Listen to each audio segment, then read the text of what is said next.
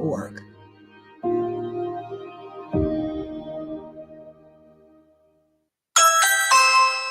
or treat! Happy Halloween! And at InsaneRadioDeals.com and VTRN, we don't have any tricks up our sleeves, but we do have plenty of treats for you. 31% off of list price items for all food items, from 801 Raw Bar to Oliver's on Rivermont, Ballad Brewing to Downtown Cairo, Caribbean Jerk Pot, JD's Cafe, and the Yard on 5th Street. 31% off all food items at InsaneRadioDeals.com now through November 3rd.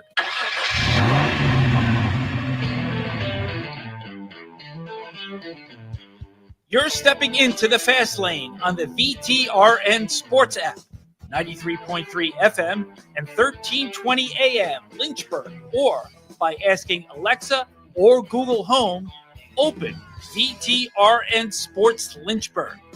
Now, take the fast lane through the topics that matter across the Commonwealth. This is the Fast Lane with Ed Lane. Well, the Liberty Flames, where was that all season? If you're a Flames fan wondering, I think it's a very reasonable question to ask. Where in the world had that been from the Liberty Flames? There are a couple of parts to this. Part of it is just the fact that they had 17 days off, and they went through the awkward situation last year with the unfortunate cancellation of the Appalachian State game going down to Boone because of Hurricane Helene, and that wiped that out. But they had a couple of bye weeks last year, and you could argue nothing was going to save that team from underperforming relative to their expectations in terms of players being bought in.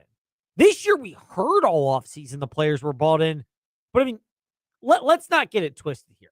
I was not in the Luke Barnett camp of like wanting to liquidate the entire coaching staff, get rid of everything, bring an entire new roster. Let's just go drastic changes at LU like we are LSU. Like, I am not in that camp. But, much like you, Luke, I think it's reasonable to say there was a lot of doubt, questions, concerns that this year's Liberty team was going to continue to regress. And they still might. Their defense was not spectacular against Delaware. It could have been better, but it could have been worse. But the offense, that's the version you're like, okay, this is back to where you want. Now, first of all, biggest caveat. Delaware's defensive front is one of the smallest ones. I don't know if, were you at the game, Luke? I was not, but I was watching it, and could it you didn't look tell, too impressive, that's for sure. Could you tell on television? Because again, I'm at the stadium, looking from the sky cam view almost, which is where we are in the press box, and down on the field for different shots. This looked like the smallest defensive line that I had seen Liberty play. Like, they mauled them up front.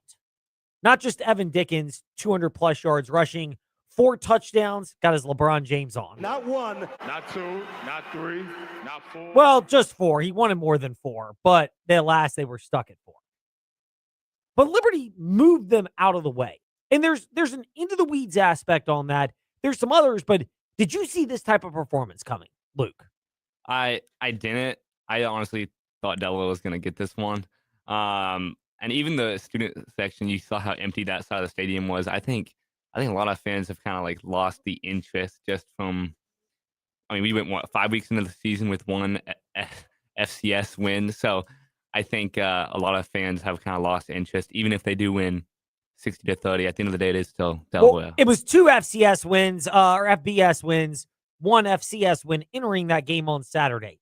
It's interesting. I don't dispute this version. Sometimes I scratch my head at attendance figures at Williams Stadium. Not to the extent, if you're watching it, the VTRN Sports and Fastlane Ed Lane streams, where I'm about to do for Scott Stadium at Virginia. Liberty, it's 1 scratch. Scott Stadium, it's like 2 scratches, maybe in the back of the head and everywhere else. Like, we're scratching a bunch of times trying to figure out where they get these numbers. We're not alone. Jerry Ratcliffe, who will be the second guest in covering the Commonwealth 525-ish today, also is in that camp. But for Liberty, it actually looked like the rest of the stands were pretty well packed. Like, you're just citizens of the Lynchburg area or Liberty fans who travel from out of town were there. But I'm with you. I get the sentiment, and I've heard this from other people. Our babysitter is a Liberty University student. We actually had a couple of babysitters of ours who are Liberty University students, but our first longest tenured one is in that camp. And all of them are almost turned the page to basketball season. I still think there's stuff to be gained from football season. Saturday, I think, verifies that for Liberty. Part of it's also the fact that the rest of their slate is against Conference USA. They're not playing a JMU team whose coach I am really convinced is not going to be back in Harrisonburg next year. Bob Chesney has got next destination written all over him. More openings that have popped up. His agent is Jimmy Sexton.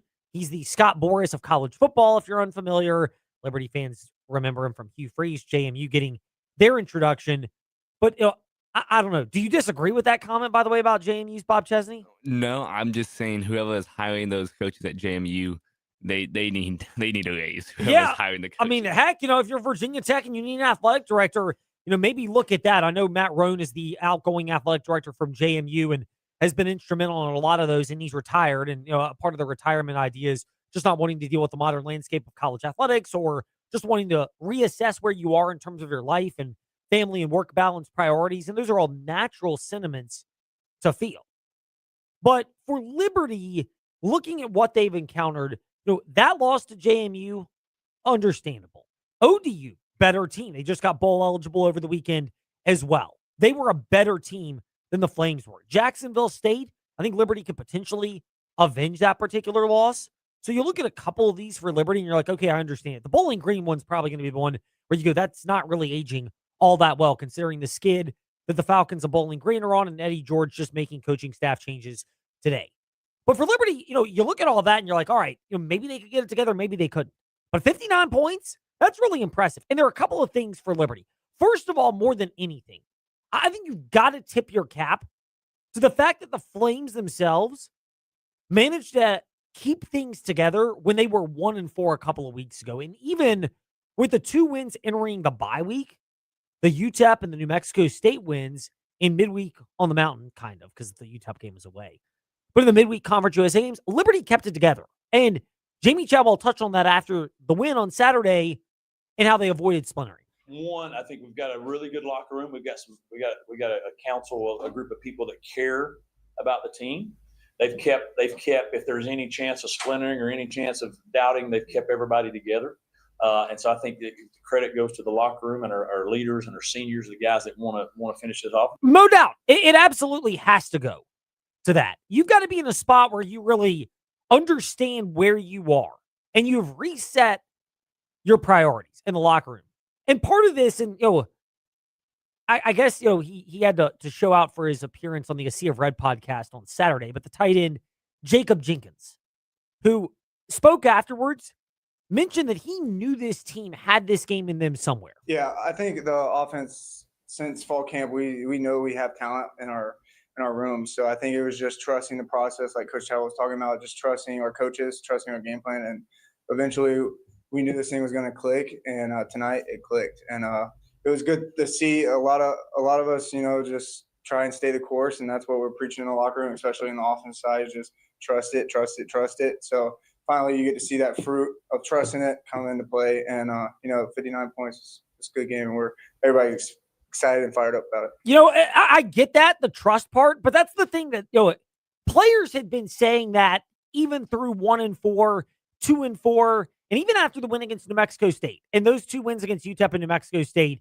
left me unconvinced in a lot of ways. It seemed like they did for you as well, Luke. And there is still, I think, a limit on what Liberty realistically is going to do this year. Even if they win Conference USA, I don't think that's as likely as if I'm Liberty, get to bowl eligibility, get 2 more wins, get the extra weeks of practice that come from whatever bowl destination is on your radar, and then use that to build toward next year. I know they're thinking differently, but from the outside perspective, being a realist about it, that's the case. But having the right mindset, I will say this, it looked like it paid off Saturday because that looked the freshest that offense had looked, and it looked the most gel that they had throughout the entire season. I think after the start you had to the season for Liberty, you make a bowl, it's a win this season. I think that's what you settle for. I think settling is relative for what expectations were then where it was looking at 1-4. Getting to a bowl game, it's settling. But for Liberty, you saw a lot of that. Now, the main headline is the fact that Jamie Chadwell mentioned it, the players, Jacob Jenkins, the tight end, reiterated the mindset they had of just trusting in their process, but how to avoid splintering. A lot of this is also, from a Liberty perspective, doing an honest, brutally honest self-assessment during that 17-week layoff. I would give the credit to some coaches as well, or strength coaches in general. There's not been a panic, and on social media, everybody wants everybody fired and all that stuff, right? And so, but there's not been a panic. We all believe in what we're doing. The players believe in the coaches believe in the players. And so there's not been like a message change. It's not, you don't have these wholesale changes. We know we are able to point out some things that, hey, we're not doing well. And our players have taken that and saying, hey, we know we can get better, and they're running with that. But they also know that hey, if they can continue to stay together, good things can happen. Jamie Chadwell, head coach, Liberty, taking a shot at our own Luke Barnett about wanting everybody fired on social media. He knew you were going to be producing the show today, Luke. He knew you were going to be co-hosting. So Felt personal. It kind of did. When I listened to that, I'm sitting there, kind of chuckling. Ty was sitting to my left in the media room, kind of looking at each other, getting a kind of a laugh in. We knew where this was directed because it wasn't Hot Take Ty. He's not really a hot take guy, as you'll find out listening to the morning warm-up with Trey Lyle, 7 to 8 a.m. He was taking a shot at Luke. But, it's the assessment. It's not panicking, which is not something fans want to hear.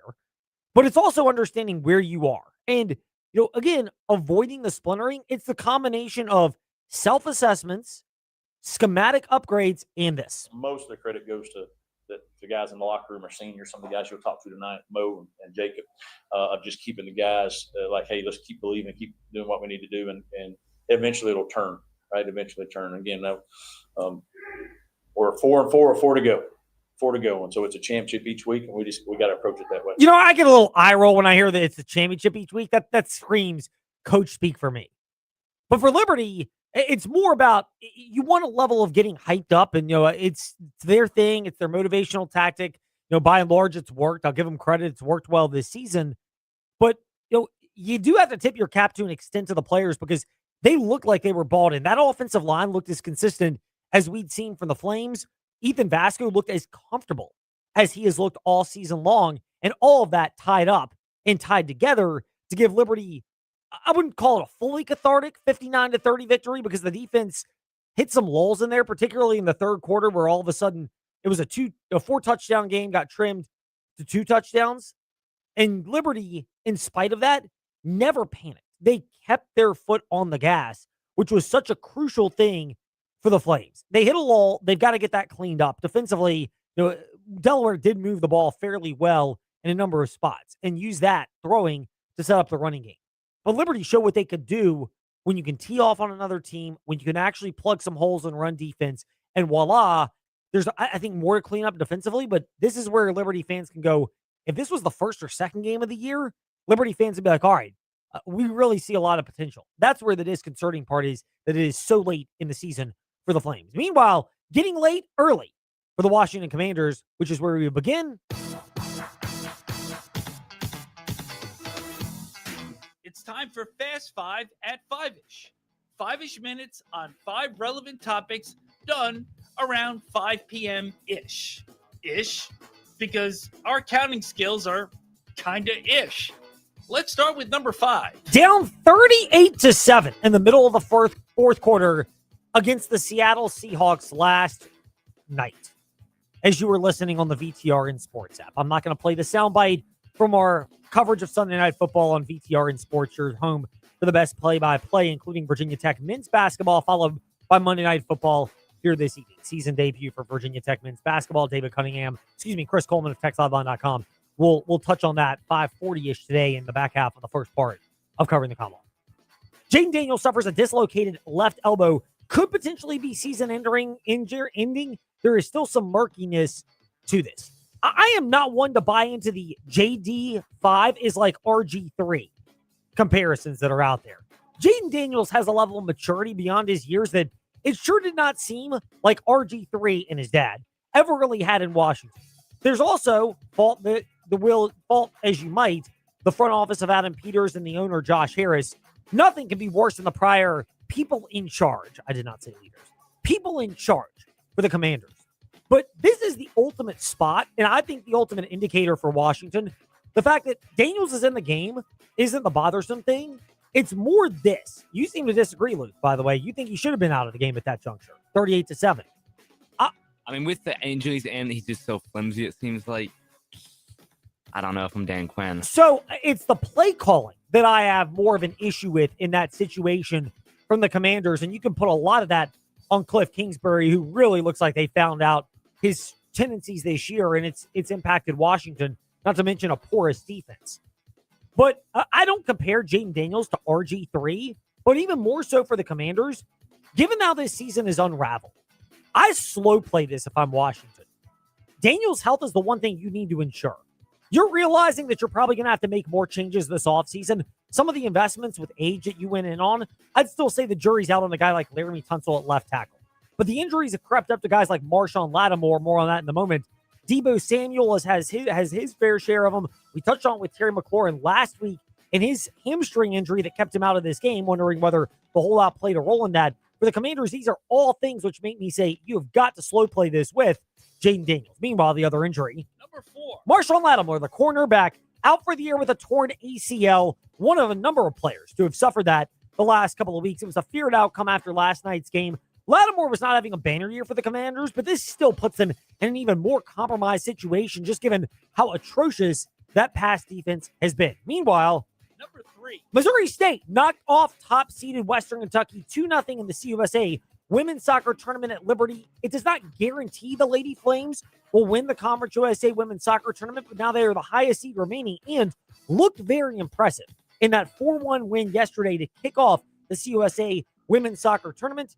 Get your tickets now, libertyflames.com/C-U- libertyflames.com and 434-582-SEAT. $10 to each session for adults, $15 for the championship session. Kids 3 through 17, just $5 to go see the Liberty Flames, Lady Flames, in the Conference USA Women's Soccer Tournament. Meanwhile, Number 2. we probably need more time to cover this one a little bit later, but Denny Hamlin, the win that was in his grasp for a championship yesterday, and then just slipped out of it as William Byron in the Liberty University car, the Liberty University driver, suffered that cut tire with 2 laps to go.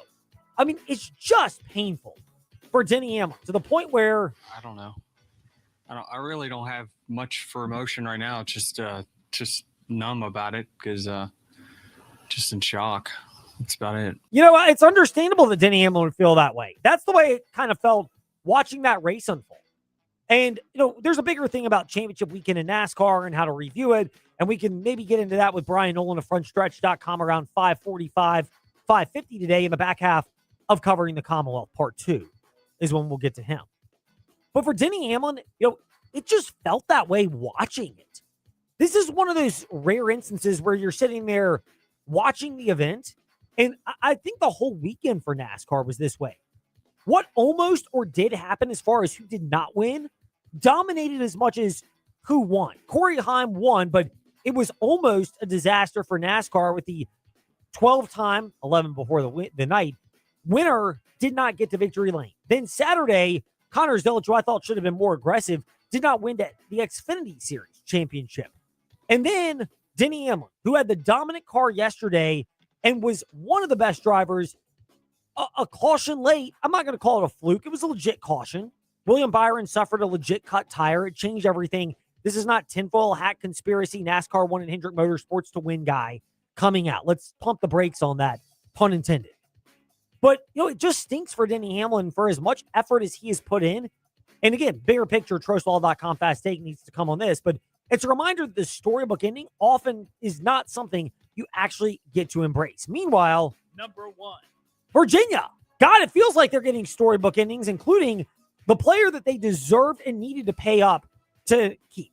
As West Coast Superfan Ben noted last week, Lady Luck may have been the most important investment, but the second has clearly evolved into Chandler Morris because of the importance of the quarterback position. But equally with him in terms of actual legit player investments, Cam Robinson. Well, the only question was he going to slide after his game-clinching interception against Cal? No, I when I saw that he picked it off, I said, he ain't going down. He going to go score. And then I told him afterward, I said, he's like, Coach, I was going to score. I said, look, I'm going to explain to you why in the future, I need you to go down. But man, just happy that he was able to make that play. And it's good complimentary football right there. We went for it on 4th and 2 and came up a little bit short, and playing the odds that the time was against the opponent with no timeouts and just keep them out the end zone, and much less didn't know that we were going to end up with 7 points of our own. It's great for Virginia. They found a way to win these games. I think some of it is luck and fortune. Some of it's also the fact that they're such an experienced roster. And yes, duplicating that next year is going to be real challenging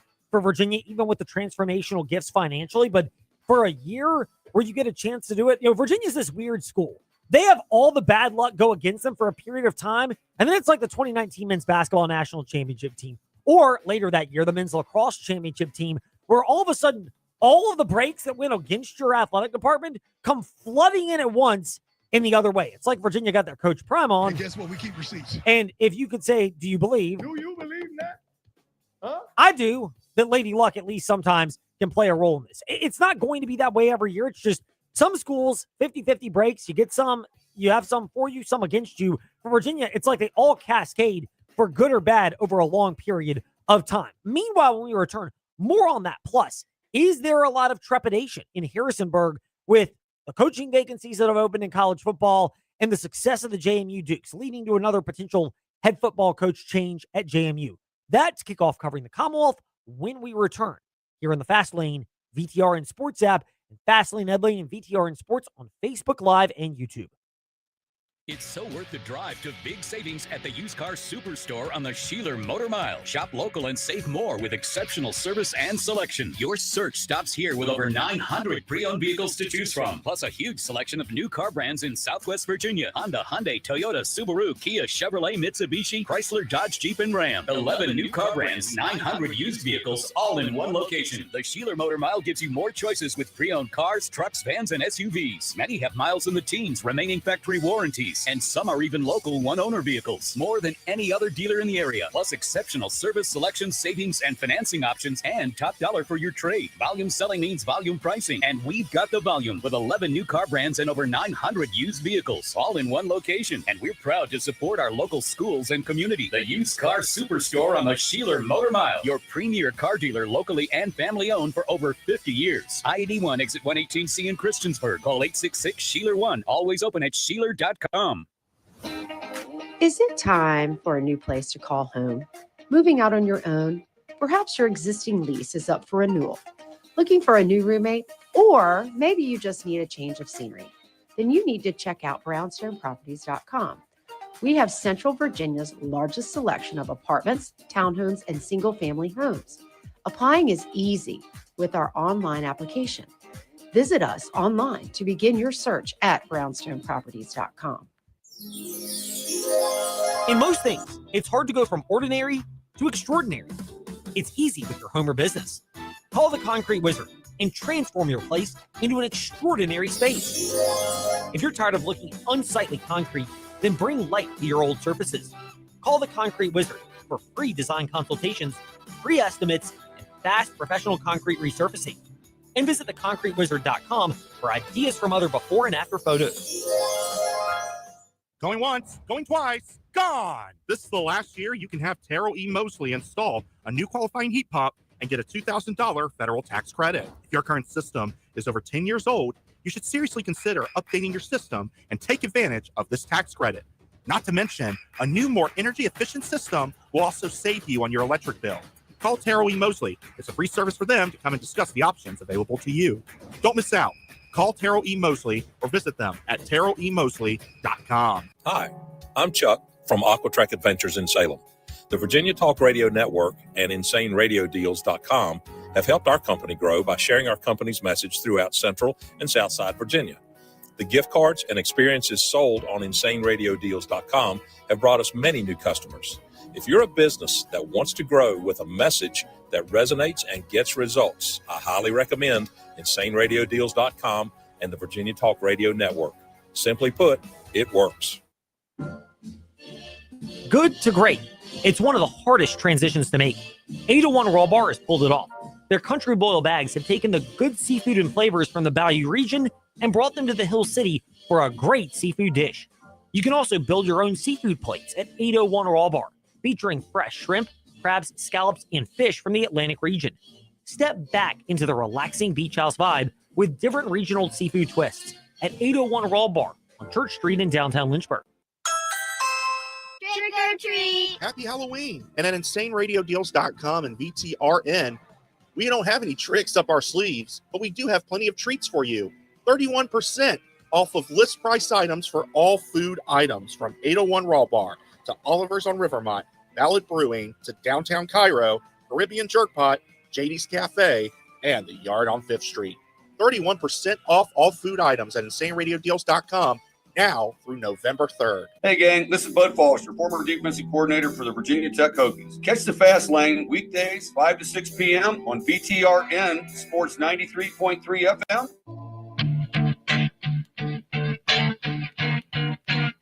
Step into the Fast Lane 24/7 at Trey Lyle VT and Fast Lane Ed Lane on Facebook, Twitter, Instagram, YouTube, and wherever you listen to podcasts. Now, back to the Fast Lane. There's a good and a bad to this soundbite from Bob Chesney, the JMU Dukes head football coach, after that win, dominating as the Dukes were in the second half this past Tuesday, of the 52-20 win against Texas State. I thought our guys did a really good job. I think this is a high-octane offense that moves the ball really well, and they did a great job of it in the first half.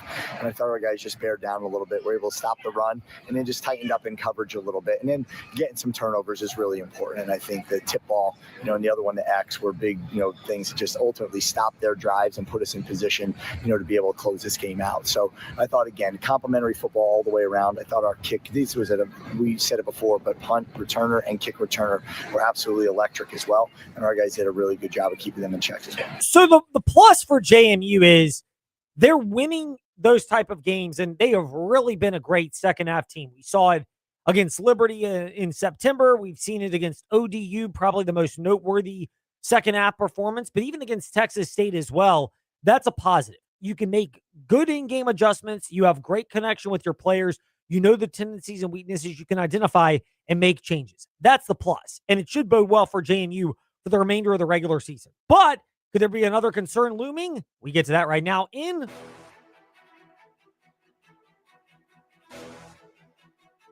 It's time for your teams and topics. Covering the Commonwealth. A look at teams and topics from around the Commonwealth. Let's start with the JMU Dukes. Shane Metlin covers them for DNRonline.com and the Harrisonburg Daily News Record. He's at Shane_DNR Sports and joins us now in the Fast Lane. Shane, loved catching up with you as we always do. For JMU, as great as they've been, are we outlining a case that maybe other athletic departments are outlining as well for why they need to bring Bob Chesney from Harrisonburg to insert your now more than ever vacant coaching position at a Power 5 football program level? Yeah, I mean, I think, that's definitely going to be something that kind of looms over the rest of the season, and the start of the off season is all these jobs opening up, and, you're just not going to be able to compete salary wise with a lot of programs if you're JMU. But yeah, I think you just want to kind of try to potentially finish the year strong, finish it as a team that could maybe make the college football playoff, and go from there, and just hope you can continue to build what your program's done over the past few years. So you referenced all of that for JMU. First of all, in the here and now, how much are you of the belief that the Dukes can keep it focused on the train tracks at least through the next month of the season to where they can maximize their potential to win a Sun Belt Conference championship starting noon Saturday in Huntington, West Virginia against Marshall? That's always going to be the question. And I think, getting a group of college guys to stay focused all the time can be a challenge regardless of, the situations. But that's always going to be something that kind of hangs over it. But I think it's a little bit different maybe in the modern era where it's not just coaches. It's also like players got to pay attention to where they might be going next, things like that. So, I think it's all just out in the open a little bit more. I think there was always... In the past, it would have been maybe a little bit more offensive if you were a player or something to think that your coach might be leaving. I think it's just all business now, and maybe people are a little bit more used to that being the reality of the situation. You got a great point about that, where players are often eyeing their next destinations as much as coaches, and all these people have agents and representatives who are getting them into a spot where they can consider what awaits. And it really is just the reality of almost everybody in this day and age. Meanwhile, they get ready, JMU does, to take on a Marshall team that looked like they had some momentum going with the ODU win in particular. Then they backed it up with an overtime victory against Texas State. But then Marshall goes down to Coastal Carolina the day before Halloween and gets a spooky result, giving up 44 points. How much of this for JMU is the fact that they might yield some to Marshall, but this JMU offense should really be able to cook in Huntington?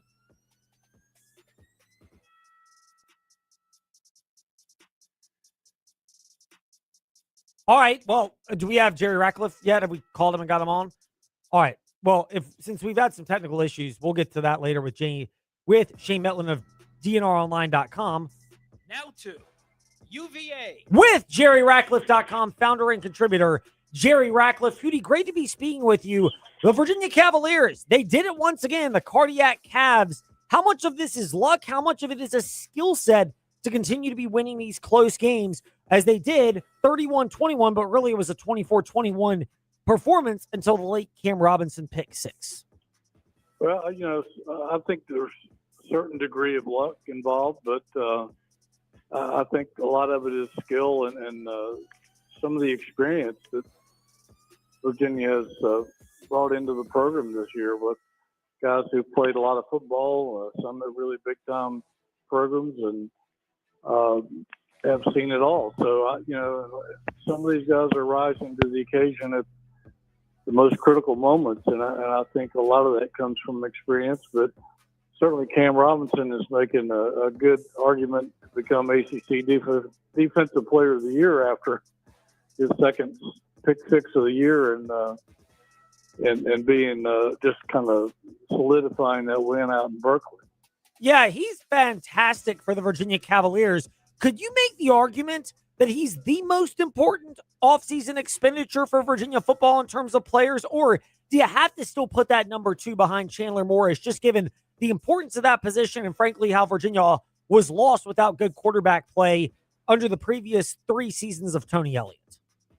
Yeah, that's a tough decision to make right there, but certainly he gives everything that he needs, that Virginia needs on the defensive side, and Chandler has been impeccable on the offensive side, that's for sure. And they wouldn't be here. They wouldn't be here without Chandler Morris. The way he's played, they haven't had quarterback play like that since Bryce Perkins, and they're certainly different types of quarterbacks. But I would say Chandler would probably win out in that conversation, but not by a whole lot, because Cam has been a difference maker on the other side of the ball.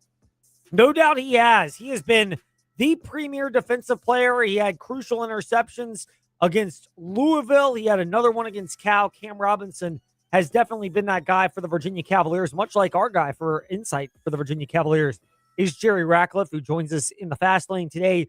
Hootie, pivoting off of football for just a moment to men's basketball. They begin their season against Rider tonight. Our very own TJ Wilkerson will be up there covering it for VTRN Sports and the Virginia Talk Radio Network, and we'll have his thoughts and observations tomorrow. But for Virginia, they led wire to wire in their exhibition win against Villanova.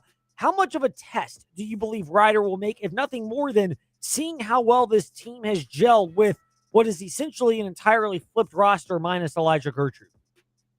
Well, I think this is probably another one of the rent victims that Virginia will play early on this season. And I don't expect it to be a close game, but you never know at this time of the year or early in the season. But, the way Virginia played against Vanderbilt on the road and then Villanova here, I don't think Rider is in that league, so to speak.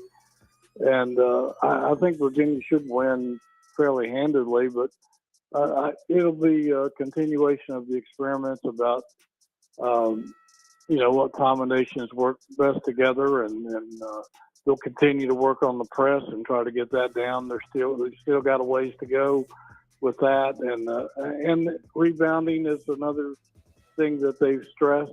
So I think we'll just see more development continuing and some experimentation, trying to find out what works best against live opponents. if you had to give your top 3 things that you're looking forward to seeing, it may not always be good results early, but the 3 things you're most interested in seeing tonight for UVA men's basketball against Rider, what are they and why? Well, one, I think inside defense, they've shored it up a little bit since the opening exhibition. It needs to get a little tighter, and I imagine it will, because I'm sure they're much bigger than Rider. So they need to continue to improve the rim protection. I'm anxious to see what guard is going to step up other than Malik Thomas, who has been their leading scorer in both exhibitions. And, you got to find somebody else. So when other teams try to shut him down, who's going to pick up the slack? They've recruited a bunch of guys who can score. We need to see some more evidence of that now that the season has started. And I think a little bit, too, is just to see how far the pressing tactics have developed. They improved greatly between exhibitions, but they need to improve that a little bit and try to force more turnovers and get that phase of the defense going, because that generates a lot of offense for a day of Ryan Odom's basketball style. Jerry Ratcliffe with us in the Fast Lane. Hootie, great to chat some UVA football, and for many Virginia fans, glad to have it back, men's basketball. We appreciate your time today in the Fast Lane. Great to be with you, Ed. We'll see you soon. Now to the Virginia Tech Hokies. With Chris Coleman of TechSideline.com, joining us now here in the Fast Lane. Chris, great to be speaking with you. First of all, programming note, great way to welcome you in. Short show tomorrow, women's basketball for Virginia Tech will take over at 5:30 p.m., 6 o'clock tip for their season opener. Tonight, the men's basketball team gets underway, 6:30 p.m. airtime, 7 o'clock tip against Charleston Southern. Did you ever think you'd get to a point where, in terms of looking forward to games to watch in Blacksburg, you were going, wow, thank God basketball season's finally here? It's been that way a few times recently, to be honest with you. But yeah, this is definitely one of those years. It's a crazy times right now because we've still got football season to cover, and now we've got basketball season to cover, and now a coaching search on top of all of that. So busy times, but it's better to be busy than the alternative. We are going to keep people waiting when it comes to the coaching search update.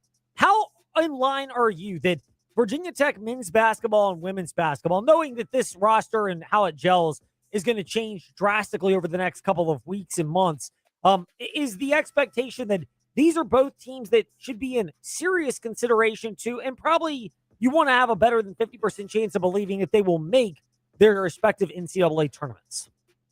Yeah, I mean, I think by the end of the year, you've got to be there or thereabouts. You've got to be in that position in the last weekend where you feel like you at least have a chance, and hopefully things go your way. I know that both coaches would be disappointed, I think, if they didn't make it this year. So, that does seem to be the expectation of the fan base, and I'd go along with that. But it's also one of those things you've got to wait and see. The injury situation, and it's so hard to predict games these days. So like Virginia Tech men's team is like picked 11th in the ACC, but you've also got some major national prognosticators picking them to go to the NCAA tournament, right? So Virginia Tech was bad last year. They returned more scoring production than every program in the ACC, but they only returned 4 players, which just shows you how much turnover there was across the ACC last year. And you throw in the fact that there's a bunch of new coaches around the league this year too, and I just don't think anybody knows what to expect. It's like you're just closing your eyes and you're kind of playing pin the tail on the donkey. Yeah, that's a great way to describe it.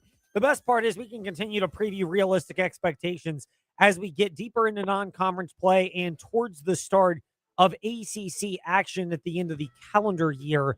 Chris Coleman, TechSideline.com, with us in the Fast Lane. Chris, football. Did Saturday's outcome, as it was unfolding against Louisville, cement the idea that this team is playing really hard, but as far as real interest within the program, your CC on Sunday article at TechSideline.com summed it up best, which is, I don't know if there's a whole lot more you can say about this team that doesn't overshadow the fact that the attention is more focused on the coaching search. Yeah, I mean, I think 9 games into the season, there's not really any secrets anymore about any team.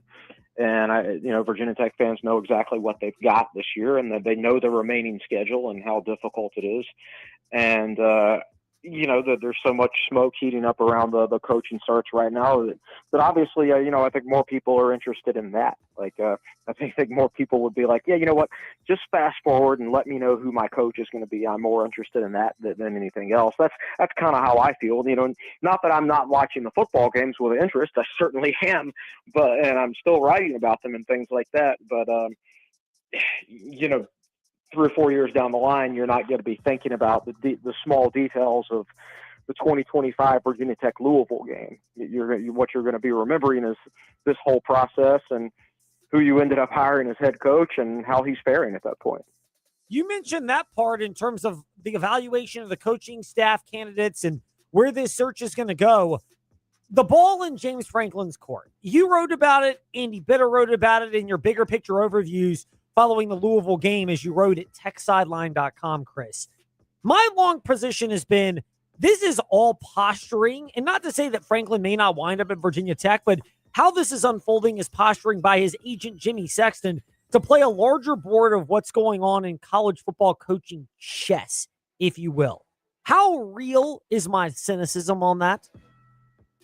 I've heard enough details about the coaching search that makes me certain that the interest is legit from both parties. I definitely believe he's their number one target, and I've got reason to believe that he's extremely interested in the job. But at the same time, it would be unprecedented to see a coach take a job this early. And it definitely behooves Jimmy Sexton to hold out for as much as possible, and because he's not just thinking about James Franklin here, right? He's thinking about all his other clients, like whoever his first coach is to come off the board. That kind of sets the market for everybody else, right? So if it did happen to be James Franklin to Virginia Tech, it would be, okay, how much is James Franklin making? So what does that mean? What does that mean for Auburn? How much are they paying their next coach, right? And things like that. So Jimmy Sexton isn't looking at it necessarily as just a James Franklin thing. He's thinking, okay, how can I best position this to get all my clients a good deal and things like that. He's really the kingmaker in college football these days. Well, he definitely is. Our kingmaker of tech analysis is Chris Coleman of TechSideline.com. Of course, we also say the same thing about Andy Bitter and Will Stewart. Sorry, gotta keep it real with you, Chris, and get our usher on once more and confess on that. The other parts of this, though, let's just say this is a bigger picture chess game as far as James Franklin to Virginia Tech, and maybe Franklin's interest in Tech is there, but he's got his eye on something else that opens up, or that's more likely to materialize. How much of this process is also Jimmy Sexton realizing that, okay, Virginia Tech may be offering Franklin, I'm just going to ballpark it and say they'll offer him $9 million a year as a head coach. And while, $9 million a year wasn't enough for Franklin, and Bob Chesney wouldn't be a $9 million a year candidate, all of a sudden, there's more resources there so that the next candidate to go to Virginia Tech might have more resources to play with because Sexton thought this thing through from a bigger distance. Yeah, I mean, he wouldn't have made it to the point he is right now if he wasn't very, very successful. All I can say is that so far I've heard Virginia Tech has met every single demand during the negotiations. So if he doesn't say yes to Virginia Tech, then it's not going to be for Virginia Tech's lack of effort or that they weren't giving him what he asked for. I don't think he's going to get an Auburn job offer. Auburn is the second biggest program in their own state, so they need somebody that can beat Alabama. And if I'm an Auburn fan, I'd be like, well, he couldn't beat Michigan or Ohio State when he was at Penn State, so how's he going to come to Auburn and beat Alabama, right? So I don't think he's going to get the Auburn offer. Florida State, it just remains to be seen if they actually have the money to fire their coach. It doesn't seem like they do. Otherwise, I think they would have done it after they lost 9 ACC games in a row. So it's been a chaotic year. I don't know that many more jobs are actually going to come open right now, because who wants to enter this market unless you absolutely had to? Like I don't think South Carolina is going to enter the market this year, because then they're competing on the market against Florida and LSU and Auburn, right? And South Carolina is going to probably finish fourth amongst all four of those teams. So I think things have happened earlier this year, and there will be more job openings. Don't get me wrong, but I don't think it will be quite as chaotic throughout the rest of the month as it has been so far. That's just my gut feel. Chaos and all that it entails. It obviously means there's going to be a lot more of a waiting game for Virginia Tech. You don't have to wait to get good analysis. You can visit techsideline.com. You can do something we haven't done yet, which is go ahead and listen to the TSL podcast. Although we'd recommend waiting until tomorrow anyway, because there's Hokie women's basketball tomorrow. There's Virginia Tech men's basketball at 6:30 p.m. tonight on the VTRN Sports app. Ladies, 5:30 p.m. tomorrow on the VTRN Sports app as well. Chris, thank you for your time today in the Fast Lane. It's great to catch up with you. We look forward to more of your insight, and I'm sure we'll be discussing different angles of this search over the next month. Hey, thanks, Ed. Appreciate you, bud. Indeed, our pleasure. Chris Coleman with us here in the Fast Lane. When we return, NASCAR, numb. Those were the words of Denny Hamlin. Is that the obvious response? Well, the man who coined the phrase, the obvious tweet of the day, will join us next here in the Fast Lane. Plus, the Washington Commanders, from bad to worse, Seawall uncovers that and unpacks all that next here in the Fast Lane. It's so worth the drive to big savings at the Used Car Superstore on the Sheeler Motor Mile. Shop local and save more with exceptional service and selection. Your search stops here with over 900 pre-owned vehicles to choose from, plus a huge selection of new car brands in Southwest Virginia. Honda, Hyundai, Toyota, Subaru, Kia, Chevrolet, Mitsubishi, Chrysler, Dodge, Jeep, and Ram. 11 new car brands, 900 used vehicles, all in one location. The Sheeler Motor Mile gives you more choices with pre-owned cars, trucks, vans, and SUVs. Many have miles in the teens, remaining factory warranties, and some are even local one-owner vehicles. More than any other dealer in the area, plus exceptional service, selection, savings, and financing options, and top dollar for your trade. Volume selling means volume pricing, and we've got the volume with 11 new car brands and over 900 used vehicles, all in one location. And we're proud to support our local schools and community. The Used Car Superstore on the Sheeler Motor Mile, your premier car dealer, locally and family-owned for over 50 years. I-81 exit 118C in Christiansburg. Call 866-SHEELER1. Always open at Sheeler.com. Plenty of large insurance companies know something. If you're injured in an auto accident, it can feel overwhelming. They've defended themselves in thousands of personal injury cases while you've never been there. Thankfully, I have. Hi, I'm Dustin Rosser with Trost Law. I began my legal career defending insurance companies before joining Trost Law. I know how insurance companies think and how to navigate the complex legal system. So if you're injured and need someone to fight for you, just call me at 777-HURT and visit trostlaw.com. For over a century, AM radio has evolved to meet the needs of our community. More than 80 million listeners depend on AM radio each month. It's also the backbone of the emergency alert system, keeping us safe in dangerous times. A new bill in Congress would ensure this free, reliable service remains in cars. Text AM to 52886 and tell Congress to support the AM Radio for Every Vehicle Act. Message and data rates may apply. You may receive up to 4 messages a month, and you may text STOP to stop. This message furnished by the National Association of Broadcasters. Step into the Fast Lane 24/7 at Trey Lyle VT and Fast Lane Ed Lane on Facebook, Twitter, Instagram, YouTube, and wherever you listen to podcasts. Now, back to the Fast Lane. Denny Hamlin suffered heartbreak. Kyle Larson was in the right place at the right time. The Liberty University car had potential, but just couldn't quite get it done when the tire blew with 2 laps to go. Do those qualify for? I know that's obviously common sense. Thank you, Magic Johnson tweet right there. Magic Johnson tweets. Yes, the man who originated that phrase on the Front Stretch Happy Hour podcast last week joins us now in part 2 of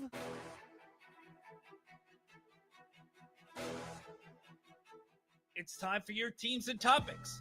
Covering the Commonwealth. A look at teams and topics from around the Commonwealth. Let's start with NASCAR. Brian Timothy Dale Nolan Jr. III, LLP. With us in the Fast Lane. That was perfect. Great job, Ed. Brian, indeed it was. Heartbreak for Denny Hamlin. That was a devastating loss for him yesterday. Does that qualify for? I know that's obviously common sense. Thank you, Magic Johnson tweet right there. Common sense. Magic Johnson tweet right there. But is it legitimate? The feeling of Denny Hamlin that this is going to be the most heart-wrenching performance of his NASCAR career. 1,000%. He will remember that caution flag and the end of that race for the rest of his life until the day he passes away. Not just his NASCAR career, his entire life. This was a guy that's been trying for 20 years, Ed, to win a championship. He wanted 2 goals to win 60 races and a championship, and he got the 60th win in Vegas about 3-4 weeks ago. And so he had 2 weeks to study and prep, and then he came to Phoenix, was fast in practice, started on the pole, led 208 laps of the 312, was pulling away from William Byron and Ryan Blaney, and then Byron blows a tire with 3 laps to go, 40 seconds away, and all you know what broke loose. And Kyle Larson and Cliff Daniels took 2 tires. Chris Gale and Denny Hamlin took 4. Brad Keselowski stayed out and almost won the darn race. And once again, Denny Hamlin, he couldn't get it done. And the look on his face afterwards was, if I can't get it done now, I don't think I ever will. And now I'm putting words in his mouth right there, but that's what it looked like from my point of view. It was a real sad scene. It was, the shock and awe of the 11 crew when the caution came out, to the restart, to the checkered flag. It was just, it was very, very, very heartbreaking for him. Everyone has seemingly known now for the last couple of weeks that there are going to be changes in some form to how NASCAR decides its champion. But how much of this weekend collectively was the nail in the coffin from Friday almost not winning it, Corey Heim, despite what is clearly the best Truck Series season maybe of all time. Connor Zilisch, maybe the best Xfinity Series season of all time. He doesn't win it. I still argue that he should have gotten more aggressive with his friend Jesse Love, but he'll have time over his career to figure that out. And then yesterday, it's also what didn't happen, which is the dominant driver of the day. Now, Larson's a worthy champion. He finished the regular season point championship, and he had a great year. But the fact that every story from every race has been what didn't happen and who did not win the championship as opposed to who actually did. I feel like change was inevitable, Ed, for the playoff format, but I think this just solidified it. You had a guy that won 10 races this year in the Xfinity Series, and he did not win the title. That it just does not make sense. Now, Jesse Love did not win in Daytona back in February, and he's a champion. This is no disrespect to Jesse at all, but I don't think he's a deserving champion. Corey Heim almost lost it too, but he had to go 7 wide in order to win the truck race. And thankfully he did, because it was probably the best Truck Series season of all time. And then for Hamlin, I'm not faulting Larson at all. He was fantastic. But the thing is that he didn't win since May. He has not won a race since May, since before the summertime. With that being said, I just feel like this was a bad weekend for NASCAR in terms of the rightful champion. And unfortunately, the rightful champion just for 2 out of 3, in my opinion, was not crowned champion at the end of the weekend. Yeah, it stings in that sense for NASCAR, and it stings for those teams. Everyone's going to remember this as kind of the last hurrah for its old championship format and what could have been. You talk about who wins the championships. How much do you feel, though, for Corey Heim justifiably won and got it, but nobody's really talking about Jesse Love as great of a year as he had, because Zilisch was better and Allgaier was better, and neither of them won the championship. And then Larson, again, you mentioned not winning since May, but would have won the regular season points format or won the points if you use the old format. But the fact that he didn't win, and it's more about what didn't happen than what did. Yeah, I feel terrible for both of them. Jesse Love doesn't deserve any of this criticism, and he's probably getting it. And the awful part, Ed, is Jesse Love and Connor Zilisch are roommates. So how do you think that conversation is going to go when they get back from Arizona? I don't think so well. I feel bad for Jesse, and it kind of says a lot when Larson was like, I feel totally bad for Hamlin. When I was counting down the final laps, I was getting excited to go over and congratulate him because I know he's one of my good friends. And William Byron, he entered the press conference after the race ended, looked at Hamlin and said, I'm sorry. And when asked by Zach Sternillo, NASCAR.com, why he said sorry, it's because he caused the caution. And obviously he didn't mean to. I mean, it was just a tire that blew from his car. He didn't want to be the reason that Denny didn't win the championship. And so you could see and to top it all off, Byron is Larson's teammate, and Larson won the championship. So it was just a really, really just a down presser. And then Denny Hamlin obviously was still in shock. He probably still is. I mean, usually his podcast comes out by now and it's still not out. So he's probably still trying to gasp the reality of what just happened about 20 hours ago. Yeah, it's a scary thing. It's an unfortunate thing if you're Denny Hamlin. Those are kind of the things you feel in terms of just the raw emotion. Last one for Brian Nolan of frontstretch.com here in the fast lane. Now we turn our attention back to NASCAR. Is this going to loom over the entire offseason? I think it'll loom over until the trial starts. There was rumors and reports that they were close to a settlement leading up to the state of the sport. That turned out to be not true. Denny Hamlin said that wasn't even close. And so we're just waiting. We're just twiddling our thumbs. And sure, there could be a settlement. There could be a settlement during the first or second day of the trial. But we're under a month till this all is going to get revealed. It's going to get contentious. It already has, but it's going to get more contentious. And I was thinking about this, Ed, when I was flying home last night. I feel like Denny Hamlin wants to win this court case even more now because of everything that happened this past weekend. Now I could just be putting words in his mouth, and I don't mean to do that, but I do feel like he wants to win this so bad because NBC Sports' Del Jarrett was like, Denny Hamlin is so just driven to be the best at everything, whether it's on the golf course, whether it's just anything. He wants to win. And so I think he's going to be even more motivated. So I don't think we're going to hold this over the entire offseason, but come December, we will. Yes, that's where we'll find out more. In the meantime, we're waiting for that. You don't have to wait for great insight. Just visit frontstretch.com and be Brian Nolan on Twitter and Instagram. Brian, great to speak with you. Great to put a bow on our NASCAR season coverage with you. And congratulations to you, Steven Stumpf, and your crew for all the great work throughout the season, and in particular down at Championship Weekend in Phoenix. I appreciate you, Ed. We appreciate all the support we get every single Monday and Thursday, Monday and Thursday on your show. And even though that you have to deal with Trey, we're really thankful for you. So thank you for everything that you do for us. And we can't wait to see you and talk with you guys back in February to preview the Daytona 500. It warms the heart knowing that's how you feel. Meanwhile, and last but not least, or maybe least, on W227 BG Timberlake, WVGM AM Lynchburg, WMNA Gretna, Danville Southside, and of course the VTRN Sports app. Well, just for you haters, left hand up the Commanders. The haters might be the people that stuck around over in Landover, Maryland last night.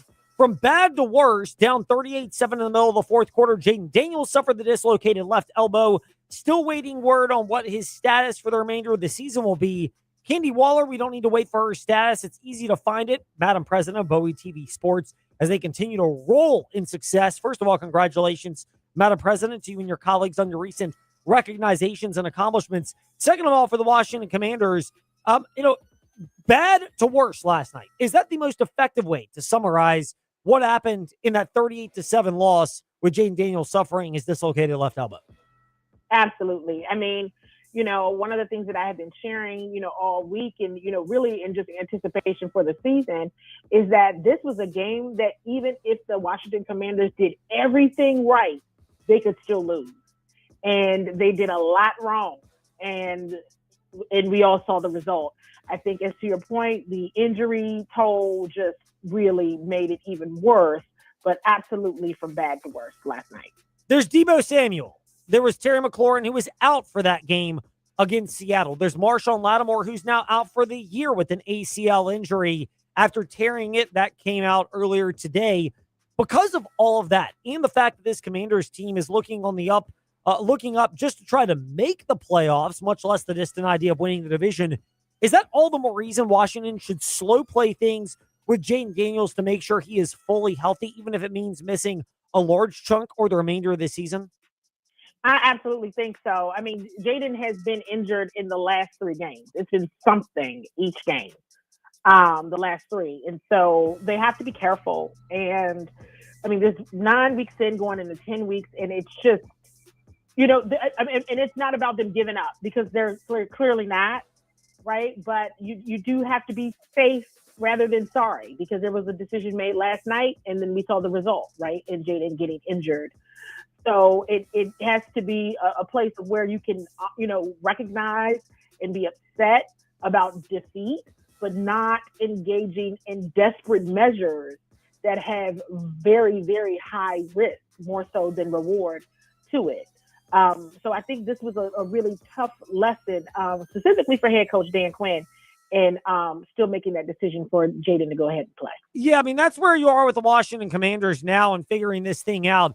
Without Jayden Daniels, how much more daunting is it for Washington just to even get victories right now, given this team seems to have a lot more deficiencies with that and other injuries, plus maybe the misevaluation from coaching staff and player personnel too? I mean, it's huge because the injuries aren't stopping, right? And areas where there were already issues. I mean, they were already depleted at wide receiver, and now Luke McCaffrey is out. They were already depleted in the secondary. Now Marshawn Lattimore is out for the season. And going back to Luke, they're still uncertain about his timetable, but he will be out for a period of time. So areas where they already had issues, now you're down even more. And so this will be difficult and, of course, not at all up to the standard of the Washington Commanders that they set, nor is it at all even close to what they had anticipated for this season. It's a painful reality for the Washington Commanders. We'll wrap it up on this one, Seawall. What's the vibe in terms of this locker room? Do you worry about this snowballing when you factor in the schedule's more difficult and the fact that this team is shorthanded personnel-wise? Yeah, I definitely worry about it snowballing with the issues with injuries. Right now, I can know a little bit more come Wednesday, and throughout the week. But I can tell you last night, that was a heartbroken locker room. They were heartbroken. It's bizarre because I've seen them go through so many, just the highs of the highs and definitely the lows and the lows. But their focus last night, even, beyond the loss and, acknowledging that it was embarrassing and they got their what kicked. They were really concerned about Jayden and just their teammates that were injured. And so they were all focused there. So we'll see how they are later on in the week. But this is definitely not good at all. No, it's not. Meanwhile, the insight, it is good. Seawall SE, Twitter. CEO Seawall, Instagram, and Bowie TV Sports on all those platforms as Madam President. Candy Waller of Bowie TV Sports with us in the fast lane. Seawall, thank you for your time. We always love catching up, and we're appreciative of and thankful for the chance to speak today.